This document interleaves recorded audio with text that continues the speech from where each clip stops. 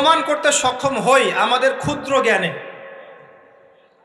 আবার এমন অনেক বিষয় আছে যেগুলো আমরা আমাদের ক্ষুদ্র জ্ঞানে প্রমাণ করতে পারি না। যেমন ফেরেশতার অস্তিত্ব কি আমরা প্রমাণ করতে পেরেছি? আপনি কি ল্যাবে প্রমাণ করতে পারবেন? জিন জাতির অস্তিত্ব আমরা কি চোখে দেখে প্রমাণ করতে পারবো? কবরে আযাব দেওয়া হয়, আপনি কি এটা দেখে প্রমাণ করতে পারবেন? রূহ বা আত্মা বলে কিছু আছে আমাদের দেহের মধ্যে, এটা কি আপনি প্রমাণ করতে পেরেছেন? অনেক সময় মুমিন ব্যক্তি স্বপ্ন দেখে এবং স্বপ্নগুলো সত্য হয়, হয় কি না?